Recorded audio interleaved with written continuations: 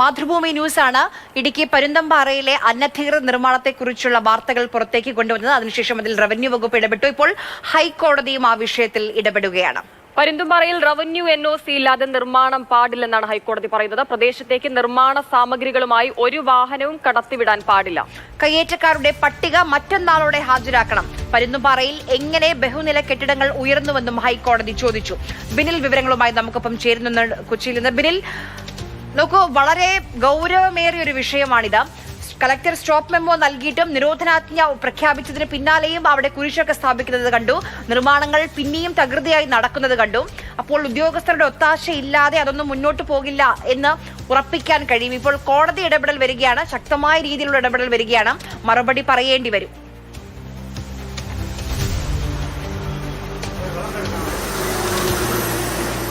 ഹൈക്കോടതി ഏറ്റവും ശക്തമായ നടപടിയിലേക്ക് പോയിരിക്കുന്നു. പരുന്തുംപാറയിൽ നിർമ്മാണ നിരോധനമാണ് ഇപ്പോൾ യഥാർത്ഥത്തിൽ വന്നിരിക്കുന്നത്. കാരണം റവന്യൂവിന്റെ NOC ഇല്ലാതെ ഒരു കെട്ടിട നിർമ്മാണവും ഇനി പീരുമേട് അതോടൊപ്പം തന്നെ മഞ്ചുമല വില്ലേജുകളിൽ പാടില്ല എന്നതാണ് ഹൈക്കോടതി ഇപ്പോൾ ഉത്തരവിട്ടിരിക്കുന്നത്. അതായത് ഏതാണ്ട് 10,500ഓളം ഏക്കർ സർക്കാർ ഭൂമിയാണുള്ളത്. ആ മേഖലകളിൽ ഒരു തരത്തിലുള്ള നിർമ്മാണ പ്രവൃത്തികളും ഇനി സാധ്യമല്ല.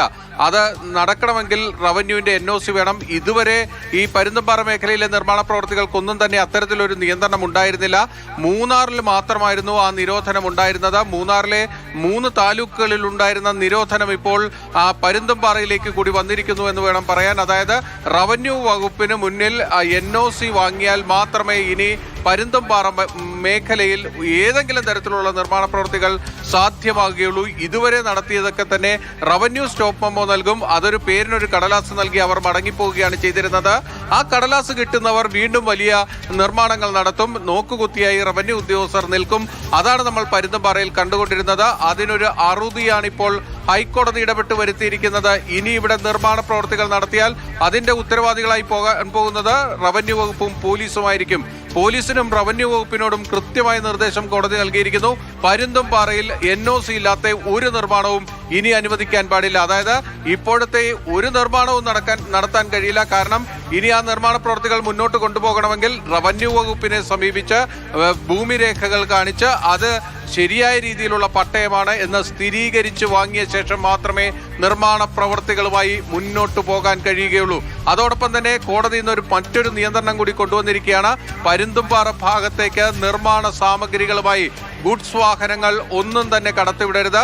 അത് റവന്യൂ വകുപ്പും പോലീസും തടയണമെന്നാണ്. കുരിശ് സ്ഥാപിച്ചത് കണ്ടതാണ്. ഒരാഴ്ച മുൻപ് പരിശോധന നടക്കുമ്പോൾ അവിടെ കുരിശുണ്ടായിരുന്നില്ല. നമ്മൾ പകർത്തിയ ദൃശ്യങ്ങളിലും ആ കുരിശുണ്ടായിരുന്നില്ല. പിന്നീട് എവിടെ നിന്ന് അത്രയും വലിയൊരു കുരിശ് വന്നു? ഒരു ചോദ്യം. അതോടൊപ്പം തന്നെ നമ്മൾ തന്നെ പുറത്തുവിട്ട രാത്രിയിൽ തകൃതിയായി നടക്കുന്ന ബഹുനില കെട്ടിടത്തിന്റെ നിർമ്മാണ ദൃശ്യങ്ങൾ, ഈ നിരോധനാജ്ഞ പ്രഖ്യാപിച്ചതിന് ശേഷം ഈ നിർമ്മാണ വസ്തുക്കൾ അവിടേക്ക് എങ്ങനെ എത്തി? ആളുകൾ അവിടേക്ക് എങ്ങനെ എത്തി? ആ പണികൾ ചെയ്യാൻ അവർക്ക് എങ്ങനെ കഴിഞ്ഞു? അവിടെ പരിശോധന നടത്താൻ സ്പെഷ്യൽ ഇൻവെസ്റ്റിഗേഷൻ ടീം ഉണ്ടല്ലോ, അവരെവിടെ? അങ്ങനെ കുറെ ചോദ്യങ്ങളുണ്ട്. ഇപ്പോൾ ഹൈക്കോടതി ഇങ്ങനെ ശക്തമായി പറയുമ്പോൾ അതൊക്കെ നിൽക്കുമോ?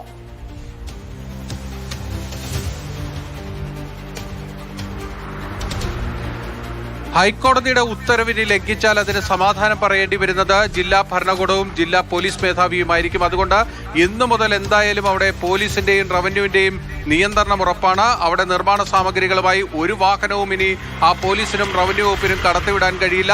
അതുപോലെ തന്നെ ഈ സ്റ്റോപ്പ് മെമ്മോ ലംഘിച്ചുകൊണ്ട് ആരെങ്കിലും നിർമ്മാണ പ്രവൃത്തികളിലേക്ക് പോയാൽ അവർക്കെതിരെ ക്രിമിനൽ നടപടിയിലേക്ക് കൂടി പോലീസിനും റവന്യൂ വകുപ്പിനും കടക്കേണ്ടി വരും. അത്തരത്തിൽ വളരെ ശക്തമായ ഒരു ഉത്തരവാണ് അല്പം മുമ്പ് ഹൈക്കോടതി ഡിവിഷൻ ബെഞ്ചിൽ നിന്ന് പുറത്തേക്ക് വന്നിരിക്കുന്നത്. ഈ ഉത്തരവ് പറയുന്ന കൂട്ടത്തിൽ ഹൈക്കോടതി എടുത്തു പറഞ്ഞ മറ്റു 2 പ്രധാനപ്പെട്ട കാര്യങ്ങളുണ്ട്.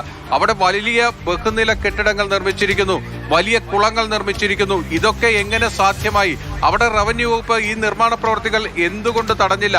വലിയ രീതിയിലുള്ള റോഡിന്റെ നിർമ്മാണം നടന്നിരിക്കുന്നു, ടാറിംഗ് നടത്തിയിരിക്കുന്നു. അതൊക്കെ നിങ്ങൾ എങ്ങനെ കണ്ടുകൊണ്ട് നിൽക്കുകയായിരുന്നു എന്നാണ് ഹൈക്കോടതി ചോദിച്ചത്. അതോടൊപ്പം തന്നെ കോടതി എടുത്തു പറഞ്ഞ മറ്റൊരു പ്രധാനപ്പെട്ട കാര്യം, ഇന്നലെ ആ കുരിശ് പൊളിച്ചതിന് ശേഷം സജിത് ജോസഫിനെതിരെ ഒരു ക്രിമിനൽ നടപടി റവന്യൂ വകുപ്പിന്റെ ഭാഗത്ത് നിന്ന് വന്നിരുന്നു. നിരോധനാജ്ഞ ലംഘിച്ചതിന് പരാതി നൽകുകയും വണ്ടിപ്പെരിയാർ പോലീസ് കേസ് രജിസ്റ്റർ ചെയ്യുകയും ചെയ്തിരുന്നു.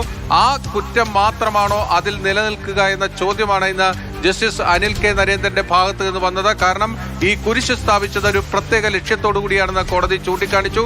അതുകൊണ്ട് സജിത് ജോസഫിനെതിരെ മറ്റു കുറ്റങ്ങൾ നിലനിൽക്കുമോ എന്നത് പരിശോധിക്കേണ്ടതാണ് എന്നതാണ് കോടതി വ്യക്തമാക്കിയിരിക്കുന്നത്. മറ്റന്നാൾ ഈ മേഖലയിലെ കയ്യേറ്റക്കാരുടെ മുഴുവൻ പട്ടികയും ഹൈക്കോടതിയിൽ ഹാജരാക്കാനുള്ള ഉത്തരവ് നൽകിയിരിക്കുന്നു. അതിനുശേഷം ആ കയ്യേറ്റക്കാരെ കൂടി ഈ കേസിൽ കക്ഷി ചേർക്കാനാണ് കോടതിയുടെ തീരുമാനം. ഇന്ന് വണ്ടിപ്പെരിയാർ അതോടൊപ്പം തന്നെ പീരുമേട് ഗ്രാമപഞ്ചായത്തുകളെ ഈ കേസിൽ കക്ഷി ചേർത്തിരിക്കുകയാണ്. കാരണം ഈ രണ്ട് പഞ്ചായത്തുകളും ബിൽഡിംഗ് പെർമിറ്റ് ഇനിയിപ്പോൾ ഈ ഹൈക്കോടതിയുടെ ഉത്തരവ് ലംഘിച്ചാൽ മറുപടി പറയേണ്ടി വരിക റവന്യൂ വകുപ്പും ഈ പ്രത്യേക അന്വേഷണ സംഘവുമായിരിക്കും. ഈ പീരുമേട് താലൂക്കിൽ ജോലി ചെയ്യാത്ത ഉദ്യോഗസ്ഥരെയാണ് അവിടെ ഇപ്പോൾ നിയോഗിച്ചിരിക്കുന്നത്. എന്നിട്ട് പോലും നിർമ്മാണങ്ങൾ തകൃതിയായി നടക്കുകയാണ്. അപ്പോൾ റവന്യൂ വകുപ്പ് ഉദ്യോഗസ്ഥർ എന്ത് ചെയ്യുകയാണ്? കളക്ടർ സ്റ്റോപ്പ് മെമ്മോ കൊടുത്തതിനു ശേഷവും നിർമ്മാണങ്ങൾ നിലച്ചിട്ടില്ല, അത് മുന്നോട്ട് പോവുകയാണ്. ഫിനിഷിംഗ് ജോലികൾ എത്രയും പെട്ടെന്ന് പൂർത്തിയാക്കാൻ, മെയ് 2 എന്ന ദിവസത്തിന് മുൻപ് എത്രയും പെട്ടെന്ന് പൂർത്തിയാക്കാനുള്ള തത്രപ്പാട് അവിടെ കാണുന്നത്.